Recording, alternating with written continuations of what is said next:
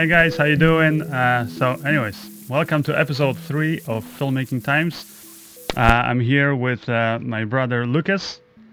Hi guys.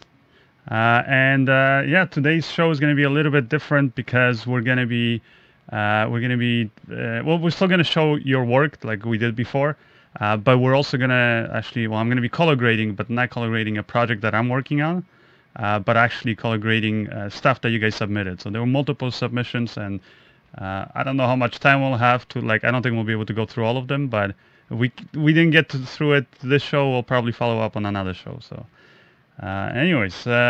Hopefully everything's going all right. YouTube, as I've been notified, is still having problems with the streaming. So we'll see. We'll see if that's the case. I don't know, Lucas. Can you confirm we're actually? YouTube is on board. Now I have to refresh, I guess, my Facebook page because I'm not seeing the Facebook No. Okay. live stream. But YouTube is on. All right. Good. Okay. I wanted to kind of, I guess, maybe just start off with, well, first of all, if you guys have any, as always, if you have any news, things that you would like to share, filmmaking news that you think other filmmakers should know about, then let us know. I'm going to go up here also to my Facebook here. Let's see. That's what people are saying.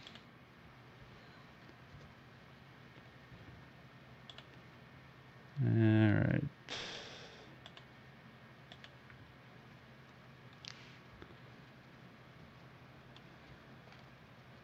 I believe we are live on Facebook too. Everything looks good. Hello from Cambodia, from Corb Ramo. Hello, Corb Ramo. Somebody else here is saying also, actually, let me know. Right now, those of you who don't know yet, the show is always at 12 p.m. Or noon Eastern time, New York, basically, on the East Coast of the US. But let me know where you guys are from. I see we have somebody from Cambodia, somebody from Vietnam, and Nguyen Trentien, I guess. Hopefully I'm pronouncing it okay. Let me know where we have you guys joining. Another person from South Africa, I see. That's kind of cool, seeing people from all over the world. Let me see We here. kind of picked a time that hopefully works for most people. But I would be really surprised if we see someone from New Zealand or Australia. Those time zones are going to be difficult. But otherwise, we try to make it work for a lot of people. Yeah, that's true. But what time is it in New Zealand right now, Lucas? Like middle of the night, I think 4 a.m. or something. I think it's actually, I think it's 16-hour difference or 14 hours, something like that. So it's middle of the night basically. Oh, okay. That's why. All right, let's see here what else people are saying. How do you want to get started? I mean, we have some questions we didn't get to from Thursday. On Thursday, we did this really fast. Well, not fast, but we did this, I guess, on kind of impromptu live stream, and we got a bunch of questions. We were not able to get to all of them, so. So maybe So if there's leftover questions right now, I guess we can answer them. I'm also seeing people from here, from Japan, Libya, Kansas City, Missouri, USA. Go Kansas City. I was there like a few times. Each time I drive to LA, like when I'm actually driving, which is a nice drive, I always go through Kansas City. And the sites you guys have around there are amazing, like those open fields. Yeah, so Kansas City, like for the longest time, I believed that it was, it was in Kansas, and it's actually in Missouri, right? Like on the border with Kansas. With Kansas, right, Tomek? It's Kansas City, No, Missouri, but right? I think maybe Oak Park Studios. Maybe you can clarify. I'm pretty sure there's Kansas City on both Missouri and what's the other state now? Missouri and Kansas, right? Missouri and Kansas. Yeah, exactly. I think there is a version like there's. I think the town is split, right? The city, half of it is in Kansas, the other one is Missouri, right? I think it's much smaller on the Kansas side, but maybe people can clarify that. Yeah. I see we have Duke Denver Film from Denmark, Massachusetts, USA. Cool. Russia, wow. Mexico City. And California, we have people. Tom, do you want me to pass to you the first question, and should I do it through WhatsApp, or how do you want that? No, here. You can say it here so everybody can hear it. And you know what? Some of these, We have I San think it might be Francisco easier also. Let me just say hello, San Francisco, Daytona, Kenya, Vienna, Austria. Wow, Cologne, Germany. That is pretty cool. Connecticut, another one. San Antonio, I guess. Brazil. Well, okay, I'm like missing a lot of these comments. There's a lot of people all at once, but uh, then I'll try. We'll try to get to all the comments and all the things. So yeah, big shout out to South California. All right, I'm guessing what San Diego area and Finland even. Oh, Nino from Finland. All right. Anyways, yeah. So what are the questions? um, I passed you the questions, but okay, Void the Voigtlander or Sigma lenses, which are the better ones or the best? So Oh, it's well. I mean, I'm just guessing right now, and the reason is because I haven't had a proper chance to use the Voigtlander lenses on like an actual project. I've only had a chance to like literally play around with them at some of the showrooms, like in what do you call it, in at NAB and other shows. But otherwise, yeah, I have not been able uh, to to see it. So that's why I'm just saying that I'm guessing, right? Um, but if, from what I've seen, they look really nice. They look very sharp. The Voigtlanders, I mean. Now, is that to say that there was a Rokinan or the other one, Samyang? the Sigma. Oh, Sigma. Oh, okay. And Sigma lenses are great too. Now I'll tell you this: when it comes to photography lenses, I find that Sigma isn't they have like, it's a hit or miss. Like the early Sigma lenses that they released weren't that great, but all the ones I would say that they've been releasing in the last like 2 years, great lenses. All of those are very sharp, and especially the ones that have been suited for video. They're like for video use. So or the ones that were they're still photography lenses, but they have some features that make it more usable for video. They're great lenses, but some of the old early Sigma lenses, yeah, it wasn't so much maybe even the quality of the image. It was more the build. Like the build was a little, it felt a little plasticky and cheap like that. Whereas if you get the nice, the more expensive Sigma lenses now, they've really stepped out their game. So yeah. Any other questions? Sure. Have you ever graded using Scratch? Nope. Never used Scratch. Heard about it. Never had a chance to use it. There's too many programs to use out So, there. so what's your choice for? What's your top choice for color grading? Color grading, I would say DaVinci Resolve, unless I don't have the time, because I do still edit. I mean, you can edit in DaVinci Resolve, but I still prefer to edit in Premiere simply because I do usually a lot of effects and things like that, and it's easier workaround trip to go to After Effects and Premiere. Um, so that's the reason why. But I mean, otherwise, I would probably even edit in DaVinci Resolve. I mean, can't say for sure because I haven't done that much editing in it. There are some things that kind of annoy me about it, but I mean, otherwise, it's a very capable editor. Uh, but yeah, because of that, I'm just simply saying that I love the color grading in there. Editing, I haven't tried it that much. Now, if I don't have time to go do the round trip from Premiere to DaVinci, then I'll just color grade in Premiere. So those are the two applications, Premiere and DaVinci Resolve. Yeah, like Lumetri color is pretty capable right now, right? So for people getting into color correction, it's a good place to start, right? Oh, it's a very For very very good place to start. Yeah. The like especially with the latest updates that they've had, they have, for example, you can also work in different color bits, so you have to actually set that, and when you're looking, for example, at the scopes and stuff like that, what color space you're working in. And yeah, they're really improved it, and there's amazing controls. I still find it's not like you can't get a beautiful image done in the color graded in Lumetri, right, inside Premiere. I just find maybe it's because I've been doing so much stuff in DaVinci Resolve that I just feel more comfortable with it. But there are a few sort of like these really advanced features which you don't always use, but when it's nice to have them always there, which you don't have in Lumetri. So that's the only thing. Any other okay, questions? sure. I guess a simple one, but right, how to render videos for the internet? Someone has having problems with YouTube compression. Oh, well, I mean, what software are you rendering in? I would first ask you that. If you're doing it in Premiere, there's actually amazing presets now that Premiere has that work. Now, and they're, like I said, you'll get amazing quality. We're just using those presets. So they have presets for 1080p, 4K, all that stuff. Only thing is, when it comes to 4K, it will still do a good job, but sometimes I find that you might want to like increase the suggested data rate that they have. Um, like if you really want, like on YouTube, it doesn't almost seems like it doesn't matter when you upload it to YouTube because YouTube compresses it really heavily afterwards, and also YouTube is having huge problems lately, just like converting 4K videos. Right, takes a while, but if you, for example, wanted to just output one file that looks good that you can upload to YouTube, but also to Vimeo, and Vimeo has a better compression ratio, I would just increase the bit rate a little bit more from the settings. But otherwise, all the settings are there, and pretty much the settings are, it's going to be an MP4 file, wrapper, and it's the codec is H.264. It's going to be an HD. Well, an HD is like medium settings with the I forgot what it is, 4:2, I think, compression. But in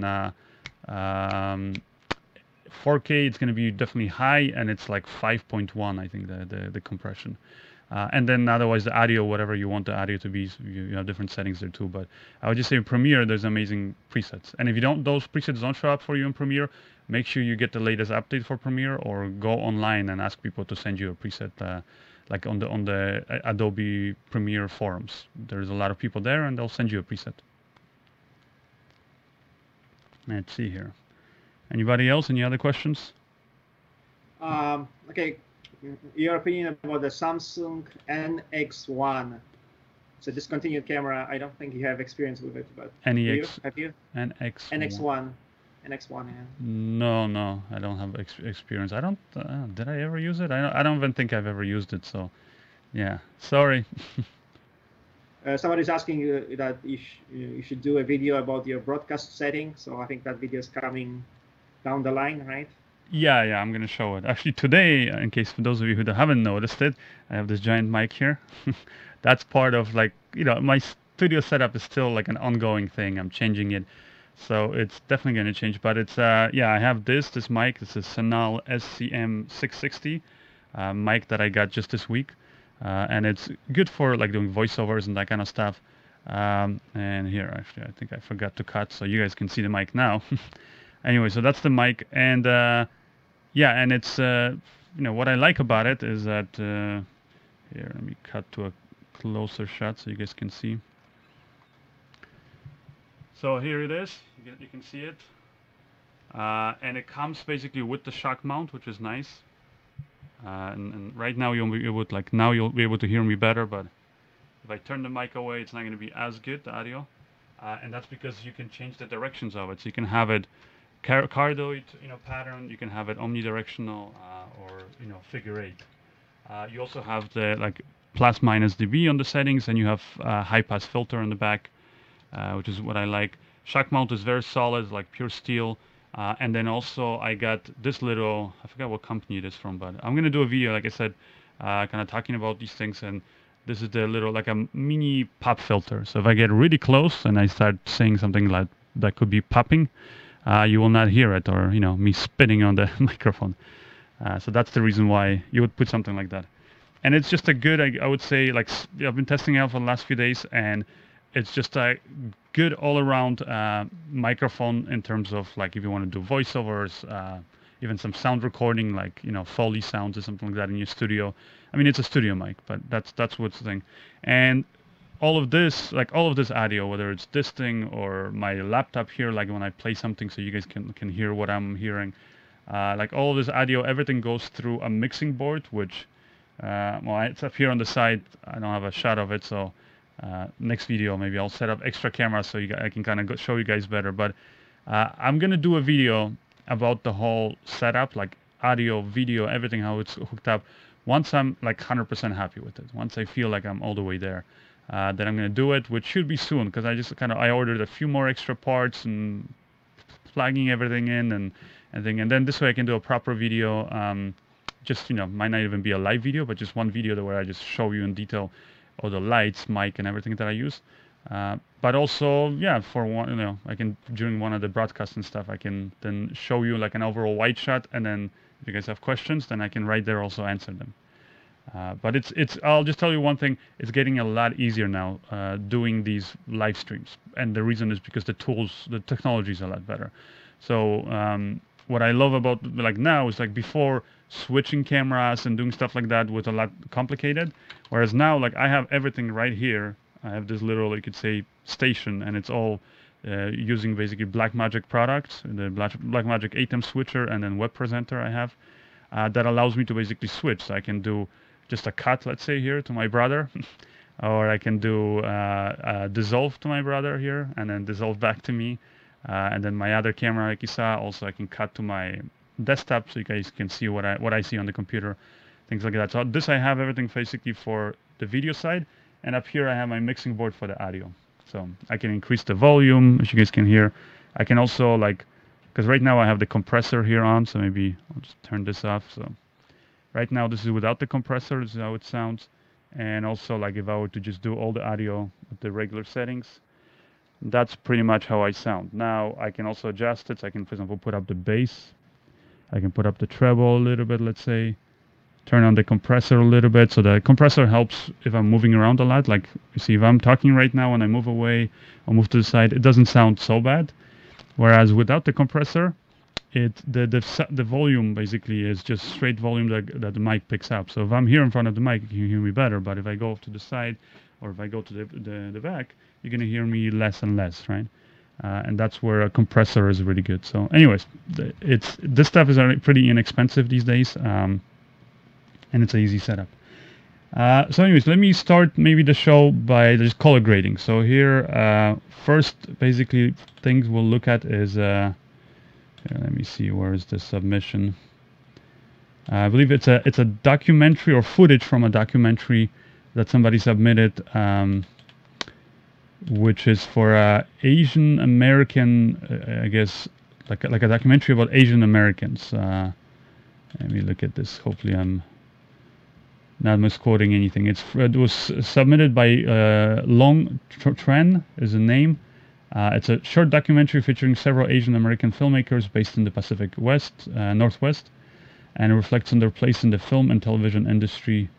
And his film brings a fresh perspective because the topic itself is seldom discussed. So, anyways, is he asking anything? So yeah, he basically just submitted the footage, and I guess he just wants me to see what I could do with it. So let me here jump into Resolve so you guys can also see. And yeah, here it is. You guys can see it. Maybe let me play a little bit so you guys can see a bit of the footage, how it looks.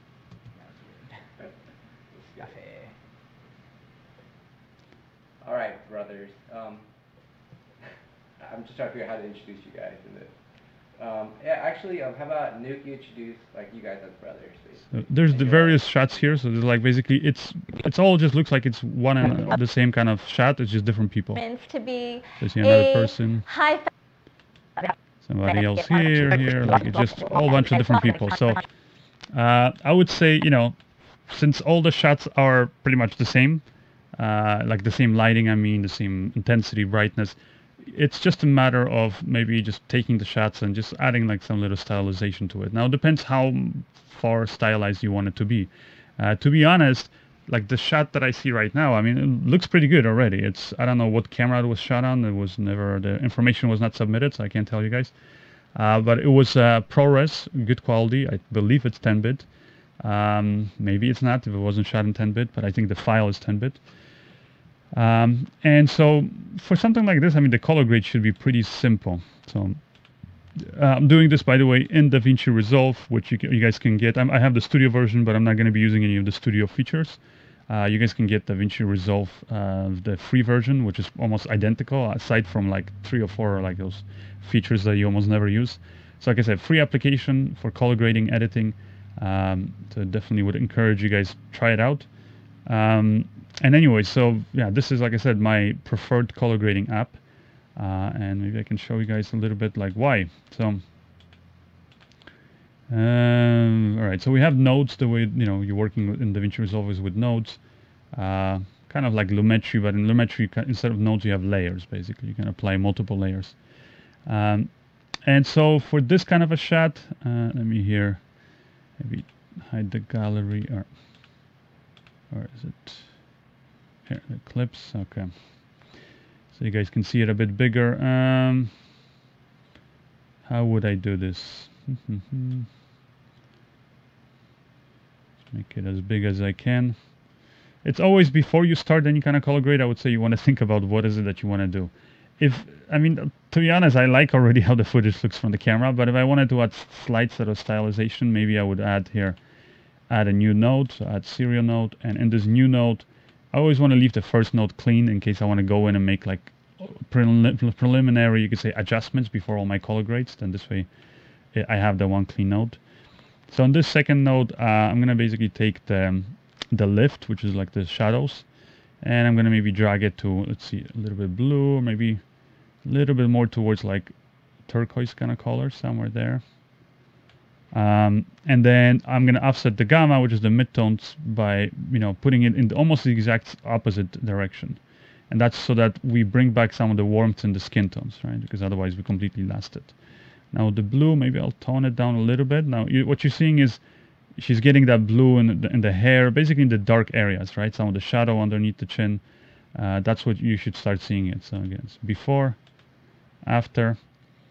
And you can also look at the parade. You can see what's happening up here with the colors. So you have the red, green, and blue channels. So just watch what's happening. So this is before I do any kind of color grading, and this is afterwards. So definitely the red colors are getting pushed more into the shadows and getting crushed, and the blues are basically getting brighter. So because of that, one thing, and that's because I put a lot of blue into the shadows, right? So all those shadows basically went up. So one thing definitely you want to do is when you're doing this kind of a two-tone split coloring is you want to be able to basically, I would say, desaturate, not all completely, but desaturate the shadows. And the way I'll do that is I'll create another node. And that's because I just like to have things on separate nodes. So if I want to turn off and on an effect, it's easy to do. And then on this new node, I'm going to go to curves.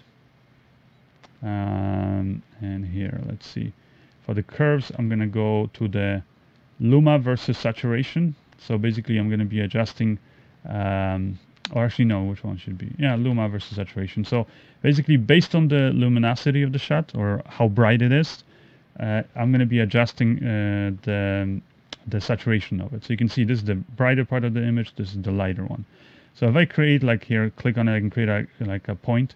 Then let's say the highlights. If I grab this point on the highlights and move it up, you'll see that the highlights will get more saturated.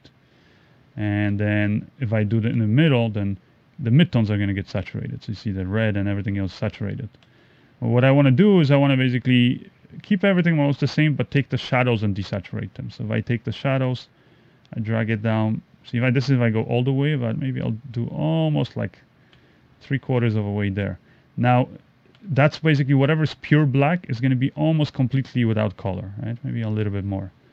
And then this part here, which are kind of like the darker areas, shadows, but it's not completely black, I'm going to bring it up so that I'm still getting that bluish effect, as you can see here, and the hair have that, like the darker areas, like her hair and the shadow, they get that bluer kind of a tint, yet as you'll notice, it doesn't completely wash out, like with the stuff where it's supposed to be completely black, it actually looks completely black. Or if I drag it here all the way to 0, the black point, and now it's completely black.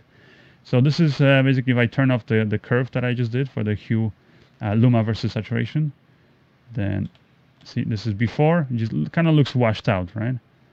And now this is with it. So hopefully that is clear, but let me know if there's people are having any questions about this and they're confused maybe about what I'm doing, but here you'll be able to see it in a close-up a little bit better. So you see this is before the curve is applied. It kind of looks washed out, right? Because the black areas, completely black areas, have that blue tint in it. Whereas now we took that blue tint out of the completely dark areas, but we still left it in the hair. And this is here how here, where it is. This is before, and let me actually make it full screen. So this is before, as you can see, and this is after, right, with our two nodes applied. So you can see it just adds a little coloration, but it's still, you're still getting the warmth in the skin tones, but you're getting something more interesting than kind of blue here in the shadows and a bit of that blue here in the corners, right, of the shot. Also, because it is such a shot that it's like on this plain background, you might even want to add a vignette and kind of play around with it. Again, it's up to, like, I didn't get any direction from whoever shot this footage, from, was it Logan or what? I forgot the person name, whoever submitted it, but yeah, so I'm kind of going by my own direction basically here. So, for example, I could add another node, add a serial node,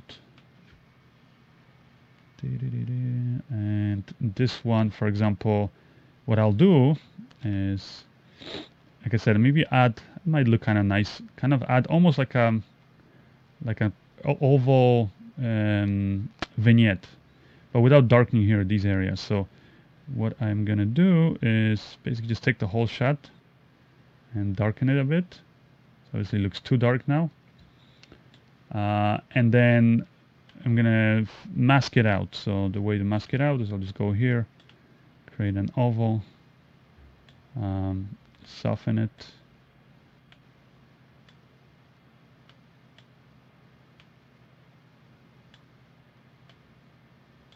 And something like that.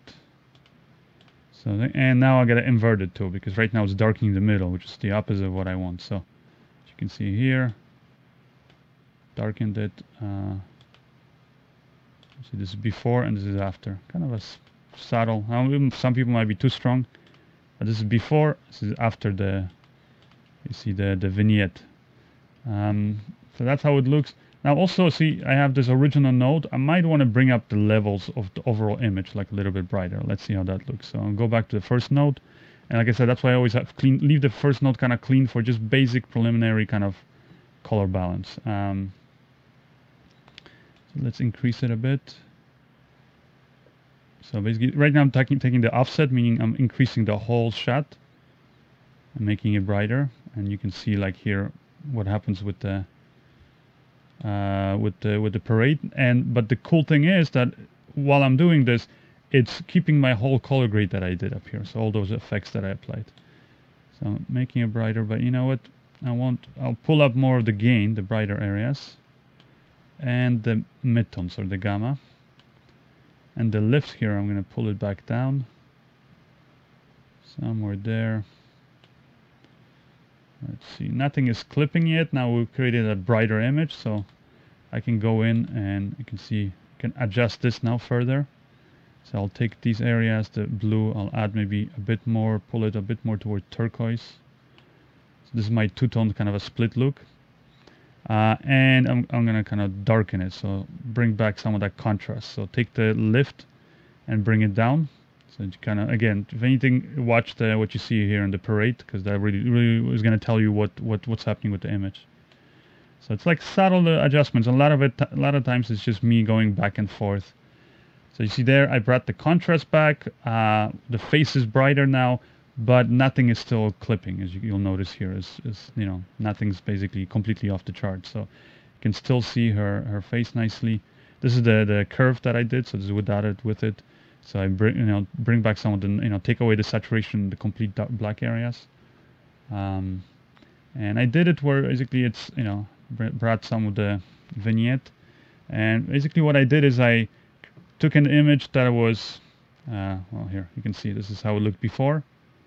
And then basically it was properly exposed and everything was good, but I added a bit more of a stylization to it, right? So brightened it up, added those sort of, blue, kind of a two-tone look, kind of a blue, kind of turquoise hues. The skin still looks warm, and you can play around with it if you wanted to add more warmth to it or make it a bit more towards, towards yellows or whatever other colors you wanted to do. Then you could do that easily. So, that's the cool thing about working with nodes. See, I can go up here with our second node and I can here adjust this. I can make it a bit more, warmer, kind of reddish, or make it more towards kind of yellowish, kind of brownish skin tones. So there, and yeah, I would say this is pretty good. This is what I'm happy with. Now this is just one look, right? And this could be, one look of many. that you're basically developing. So it really just comes down to you. But I don't know, hopefully you guys like it. Hopefully you guys like this look, and hopefully here, I forgot already the name of the person. Sorry guys. Where was this? Okay, here, long trend. So hopefully you liked what I did with the footage. And if you want, I can send you the LUT for this literally. I just export the LUT, and then you can apply this to your color grade. Any questions, Lucas? Not regarding this really, which you just did. I mean, question I think was regarding the shot you just did, whether it was shot on green screen. Oh, okay. What was it? It wasn't like, was it just a different background? You mean this footage? Yeah. No, it was just a solid, like looks like it. It was just shot on a solid background. So now I'll tell you. Now, see, good thing is also about like stepping away, and I talked about this before in many other videos. Is you kind of want to step away and then come back to something, because if you're like staring at it nonstop, then you can start losing the overall sight of what you're doing. And I'll tell you, with my further adjustments that I did of the red and everything, I can see here that one thing I did is I changed the background from basically what it was before. It was kind of like this nice gray and then when I added the blue, just saw a bit of blue there in the corners. But now I took away and I made it kind of purple, and I actually don't like that. So I'm going to go back into the color grade here, and I'm going to pull back some of those colors. So you see they kind of go, like take away some of that purpleness there. And then I'm going to add the warmth back in the highlights a little bit, but in the midtones, I'm going to take it away a bit. Somewhere there. So sometimes you see it's good to kind of step away from things, and even just like right now, I just took a moment, right, just to step away. So, and again, depends how what monitor you have, and I think on my monitor everything looks actually pretty blue. So maybe I'll desaturate now the blue from the shadows, make it a bit more subtle, and here make it full screen so you guys can see. And again, this is how it looks now. I think it looks a bit better because it doesn't look so purplish, or purple. I don't know how you say it. the basically the background behind there. This is before. This is how it looks now.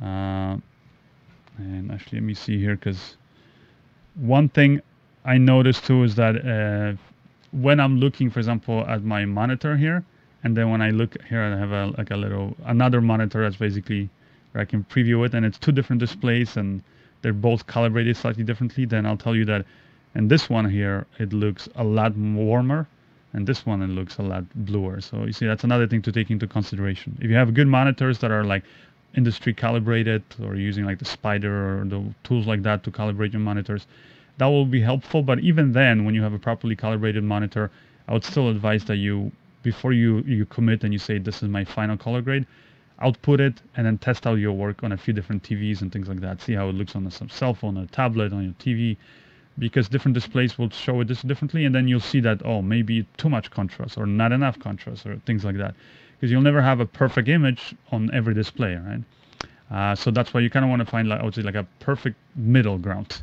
where it kind of has your vision in mind on all the different displays, but it's always going to look a little bit different. But anyways, this is the shot that we got right now. So now that I have this, it's pretty simple. You save it. I can just go, shot by shot here, and I can just copy it. So you see, I have this shot here of this other person being interviewed, and just middle mouse button and copy it. Now in this one, you'll see her skin tones are a lot lighter. So because of that, I would basically go, and I can see here it's clipping, whereas in this shot it wasn't really clipping. This shot it is clipping. So I'm gonna go and go to our, this one, the first node, and just take the highlights and just bring them back a little bit, somewhere there. Yeah, that looks good. And again, this is the before, after. You see, we're having that same kind of look like in this shot, but we're not clipping the highlight. This is another shot. I'll just copy it, and again, before, after. Here is another shot, so I'll just copy it. I think it looks good. Copy the settings also. So once you have it, especially when you have, like, let's say a scene where all the shots are similar, then it's easy to just copy.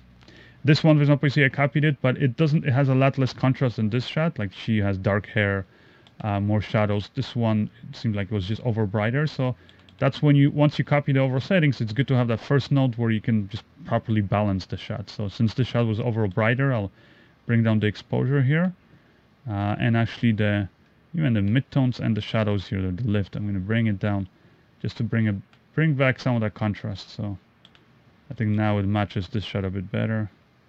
Maybe bring up the midtones, but somewhere there. And this shot, copy the settings, copy those settings. Oh, this one is quite a bit different, I see.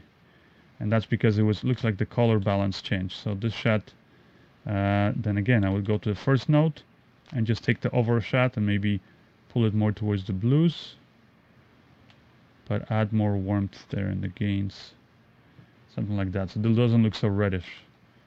And this shot too. You can see that's how it looks, but this one also the contrast is too much. So I'll bring up the shadows. This one is good. So you're still gonna have to, you see now I color graded this whole sequence. You can go here, play it back, so you guys can kind of see how it looks.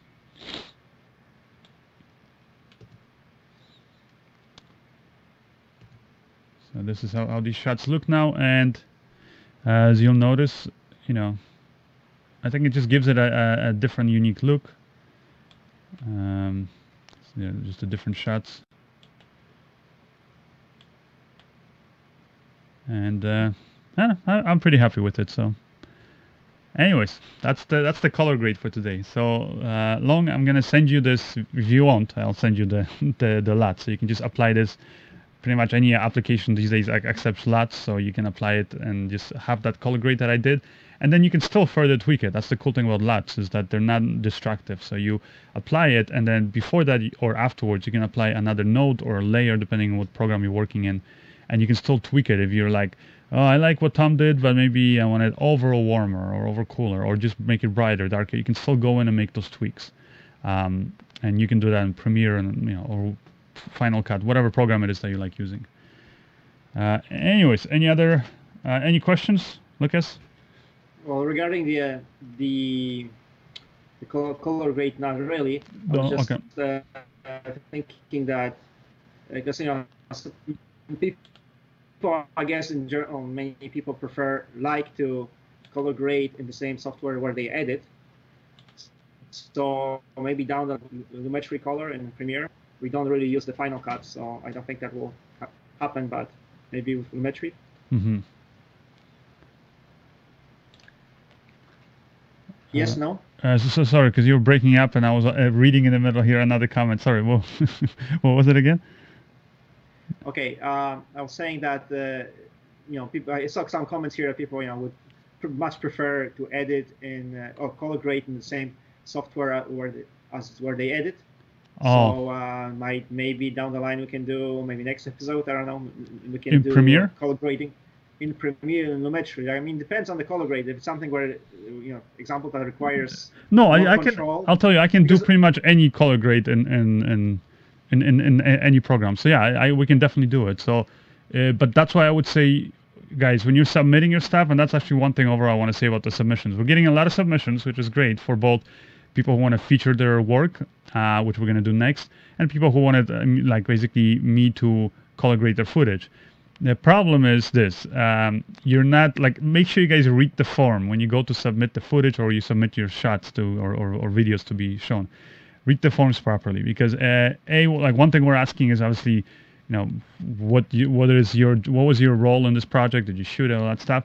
But also, what is it that you want us to do with it? Like, do you want us to just show your work, or critique it, or give advice, or let us know that part. Also, another thing is with the footage, some of it just was basically people would send YouTube links, and I was like, okay, well, send good quality footage, like it says on the page. These shots I was working right now, they were nice, big files. I know they're going to be bigger files, but they were ProRes, nice quality files. And so because of that, you can't send your whole film to me, but you can send at least, a few shots. I can color grade it, send you back the color grade, and you can still, you can see, apply it afterwards to the rest of your film. So keep that in mind.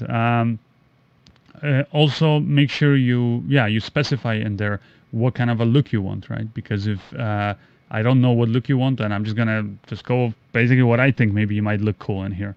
But even if it's, you don't have to be specific. Maybe all you're thinking is like, oh, I'm going for a horror genre or something. Just specify it in there, or like I want it to look like this movie, right? I don't know, Titanic or something. Say it, and then this way I'll have some kind of a direction to go by. And then the last thing is, let us know what software. Do you want me to do it? Pretty much the only programs, because those are the programs that I have here, are going to be Premiere or DaVinci Resolve. DaVinci Resolve, the reason, if you don't tell me specify the program, I'm just usually going to default to DaVinci Resolve because anybody can get DaVinci Resolve because it's free. And it's for Macintosh, for PC. So anybody can get it. You guys can download it right now, install it, and you can do the same thing. So that's the reason why I'll do it in that. But if you have a preference, you want me to do it in another basically program, let me know, okay?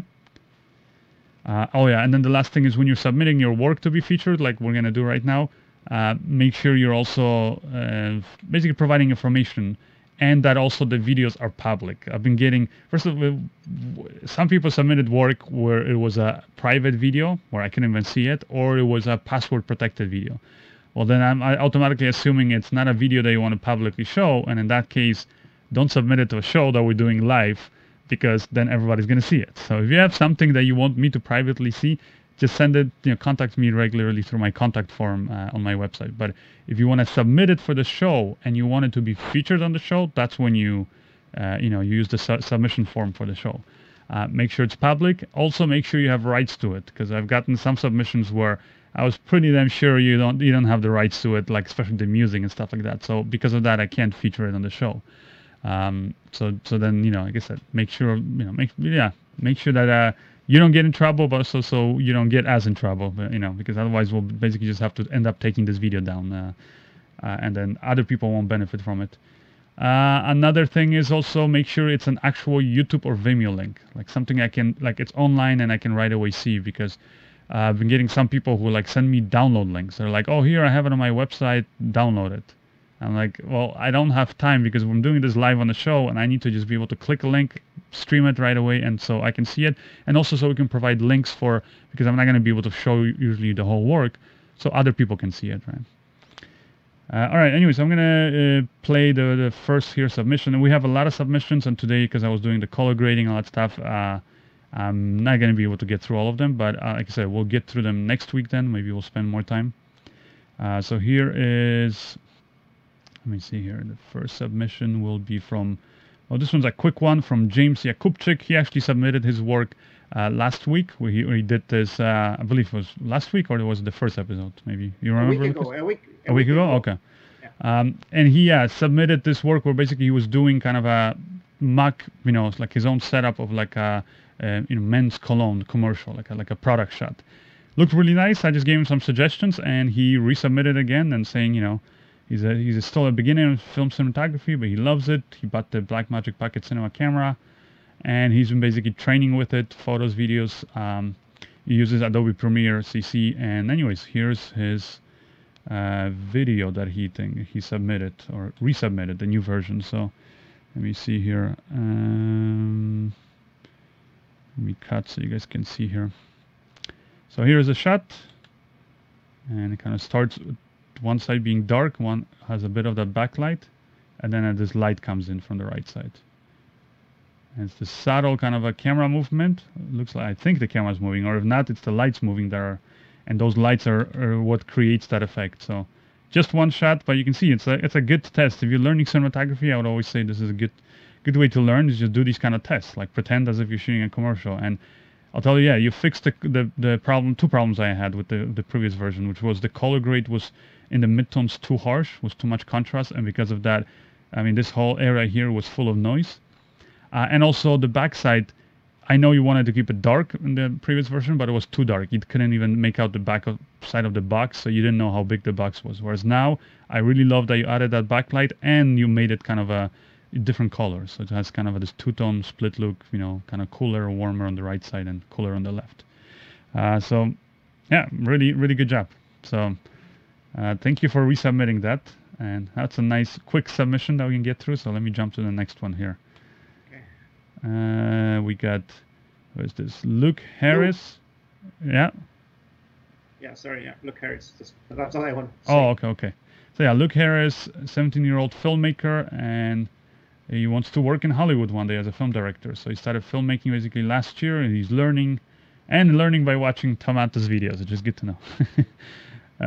Anyways, the project was entered in a local festival that he shot and won first place, an audience award, and he used the Blackmagic cinema camera and Adobe Premiere. It was a one-man crew, and the actors are basically family and just his family members. So anyways, let's see. I believe this one is slightly longer, but it's like 5 minutes. I don't think we'll be able to get through all of it, especially if you want to show the other submissions. Yeah. Well, that's what I'm saying. I probably won't be able to show the other submissions. But anyways, here's how this looks. So let me just kind of turn on the audio. You guys can see a little bit of it. So it's, if I remember correctly, that's the one where the guy gets a call from his girlfriend, right?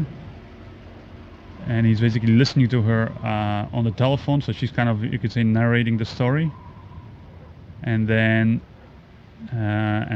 something happens at the end, which I'm not going to reveal. A little bloody twist. Yeah. That's all I'm going to say. I would just say, like, just overall, I like the short, and I think it's a good story.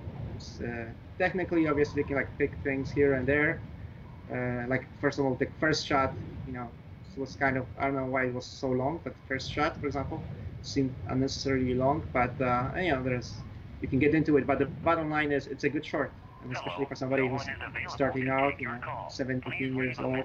Well, yeah, exactly. That's something. It's impressive. Yeah, that's something to take into account, is that this is done by somebody who's just started, like literally just a few weeks ago got the camera and started filming. So here, let me just kind of play the volume. You've been my best friend for the last 2 years. Keisha Jackson sounded so beautiful, huh, babe? So yeah, so that's the girl who just called, and she's leaving basically a message on the answering machine. And he's, I'm guessing he's her boyfriend, friend, and he's basically just ignoring her. He's cleaning the car. And then you're going to find out what happened right at the end. So I'll let you, again, we're going to provide the links to that in the description of the video once the video is live, and you guys can watch it. But I'll tell you what I like is that, yeah, is it perfect? No. I mean, it's somebody who's just learning. But what I do love about it is that usually people who are starting out just literally put like 1 or 2 shots that are like, first of all, boring in themselves, and visually they're basically not leading the audience's eyes like from shot to shot. Whereas here, there's a lot of interesting angles. Not a fan of all of them. There's some angles that maybe you could do without. And it's not even so much that they look horrible, it's just maybe for pacing. There's some stuff where like you kind of get the point of what he's doing, so you want to move on in the story. But otherwise, a lot of interesting shots. Exposure is one thing. Like you'll see here, you have an actor who's, dark complexion, and he's up against a really bright sky. So in this case, definitely you'd want to use some kind of maybe the director didn't want to reveal the face too much, but it's hard for me to believe that simply because you've seen the actor's face before in the other shots. So I don't know why you wouldn't want to reveal it in this shot, but definitely I would have added like some kind of a reflector there or light to bring a bit more exposure on the actor's face, like when he's inside the car. But otherwise, yeah, there's a lot of like nice shots, and the editing is well done. Like I said, to me, the lighting or like the lack of basically like here filling in the shadows and stuff, that's one thing. And maybe sometimes the color grading wasn't, it's not that it's horrible, but could maybe use a little bit more work. But otherwise, I'll tell you, the giant underwear.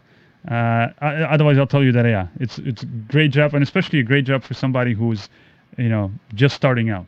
Again, 17-year-old filmmaker. So yeah, congrats. I'm going to provide the links so you guys can see the full video if you're interested in the description. And anyways, let's go now to the next submission. So thank you again, Luke Harris. Next one here we have is, what is this from? It's a director. He's a director photography, editor, colorist, and it's Adilkar Baloch. Again, I'm sorry if I'm mispronouncing the names, but that's how I read it. Anyways, here's the video so you guys can see. It's a music video.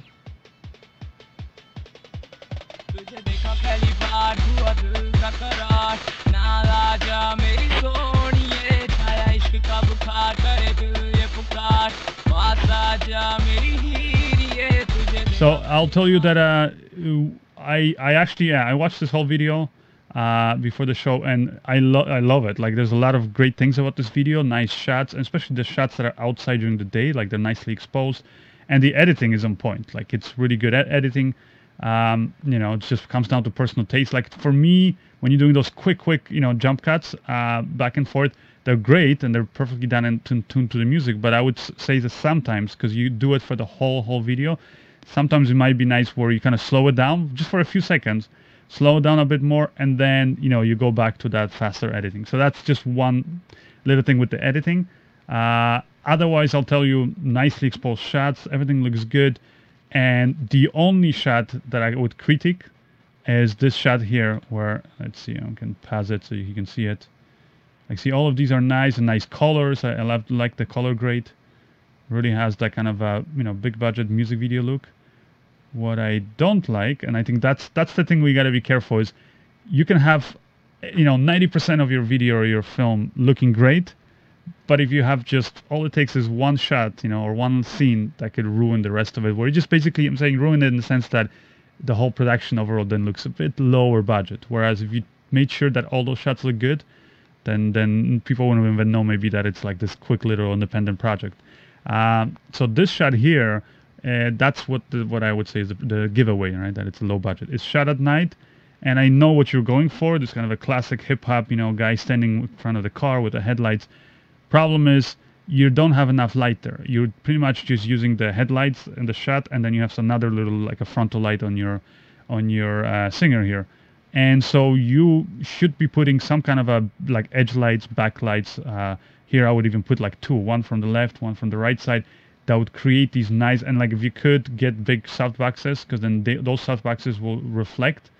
So the bigger the surface area of the light is, the bigger the reflection would be in the car, and you would see the car itself would look a bit nicer, would look shinier, and you wouldn't be able to see the car. Plus, you'd be able to see like the backlight would separate the singer here from the car, because it's dark at night. He's wearing a jacket that's black, and he's against a black car, and it's at night. So that's the only thing, is basically that you're just needing the backlight. Now another thing you could add is also, because he's wearing glasses, so you see here when he turns to camera in those music videos, if you want it to look like that big budget music videos, put another like a fluorescent tube. Like it's not even just for lighting it, it's just so that you can catch this long kind of a reflection. So put like a fluorescent tube that goes horizontally just above the camera, and you would get that reflecting in the glasses, and it would look really cool. So that's my tip. What do you think, Lucas? Yeah, like for me, there's a lot to like about this video. Just one thing is that we sometimes would run into is like there isn't a variety of shots. Yeah, exactly. So that kind of gets boring after watching it, after a couple of minutes, right? So that's one thing.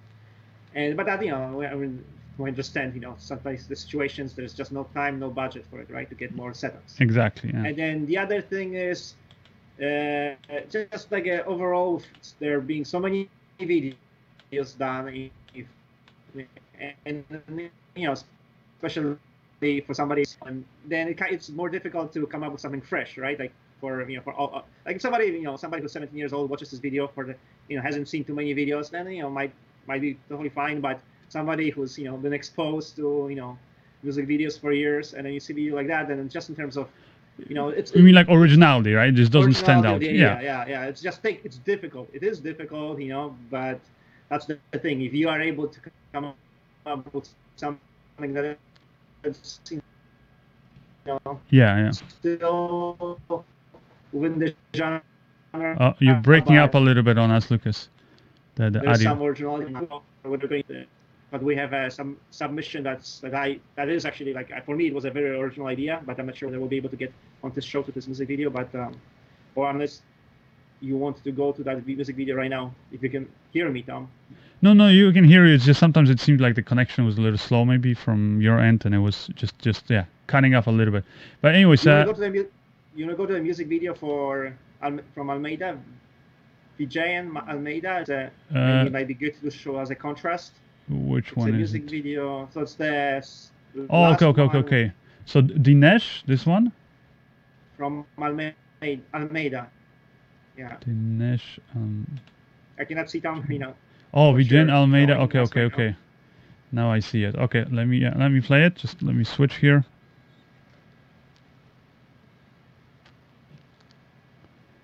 So let me just play it here so you guys can see it. Till Death Do Us Part, that one? Yeah. Yeah. Yes. Let me just play the music maybe. So this is like a heavy metal, right? Kind of a symphony. Right. Yeah. Starts off a little bit, dramatic, and then it goes into full heavy metal.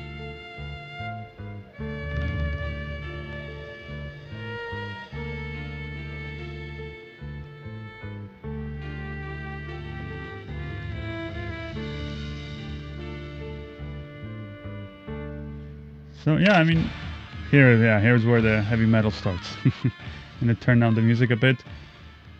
Well, what do you think, Lucas? I mean, I watched it. Well, Yeah. yeah. Okay. So I thought it was very different. So that's why I wanted to show right after the previous video, right? That it is very different. Now I don't really get quite the beginning here because the video is about to change a lot. Yeah. Like this intro here, and then and I don't get like what's the as a story why it's like that. Also, even if you do include it, why have it so long? I mean, 5-10 seconds maybe of that intro would have been enough. So I'm not sure. And then there are some like one thing I'm not sure why, or maybe I know the answer is in these shots here you'll see the vocalist oftentimes her eyes are like the top of the screen is at her eyes, so basically Yeah. they're cutting off part of the face. I think it's because afterwards they decided to add the bars, Yeah. and then that's why their framing just screwed it up. But so that's what was kind of glaring for me. But I really appreciated just that it was different, it was fresh. Like some people hate it, it's kind of bloody, the video. Yeah. And you might hate it, and some people will really like it. But it's like one thing I really appreciate that it is different. Yeah, that's a good point you bring up, and I would say that's one thing you want to think is having filmmaking skills, like so you can execute nice looking shots is one thing, but another thing is you just have work that looks good and professional but looks like every other professional work out there, then it's not gonna stand out as much, and it's not gonna get you as much recognition. So sometimes people get surprised that like somebody uploaded like this really cheap looking video and it gets all this attention and media attention and stuff, but it's because they're original. So that ideally at the end of the day you want to combine the originality but also make it look good and professional, right? And so it's not always easy to do, right? But that's I would say my advice. And with regards to the last video that we just showed, yeah, it's if I would say it's definitely original. I also didn't get the story match because I think that's what the director was asking. I didn't get it that much. I mean, maybe you guys can watch it and let us know. But what I liked is, like you said, is originality. Now some of the shots definitely needed more thought when it comes to framing. Sometimes it was too shaky. Like I understand you want to go for a handheld look, but sometimes it just looked like it was done out of necessity because they just didn't have a tripod or something. But it was basically to the point where you can see the rolling shutter, like the thing. But yeah, but I mean, there's a lot of good things about it. That's definitely one thing, and one of the biggest one is the originality of it. So, anyways, I think we're gonna be finishing, right? Any other questions or any quick Well, there's questions? other questions, but I mean, again, I think this we said Tom and I we're hoping to really finish on time, and Well, but I have to finish on time because I gotta run somewhere. Yeah. Otherwise, I would stay and then answer more questions. But I do have to run today. So, so because of that, we're 1 o'clock when we did start on time. So I guess I'm gonna just say that's it then for it today, guys. But I will be coming back later on today. If you guys leave comments again or questions in this video, or just join us next week. As always, every Sunday, 12 noon. Come join us for the show and submit. If you guys want to submit like your work to be featured on the show, those of you who did submit it, but we didn't get to it, we'll get to it next week. Same thing if you guys have shots that you want me to color grade. Again, follow the guidelines that it says in the submission forms and just submit it there. But anyways, otherwise, well, it was great. It was a good show. I think it went well, quick. Hopefully you guys enjoyed it. And again, apologies that I don't have time to answer the questions, but I really do have to run. It's 1 minute past, and I have an appointment to run to. So if you guys if you want to say something, Lucas, then. Yeah, I just wanted to say I save all the questions, so we'll get to them. And if anything, maybe we'll have an extra stream to get to these questions and so forth. But so yeah, so we do take note of your questions and we save them and we'll answer them. All right. So anyways, thank you guys. Bye. Thank you. Bye.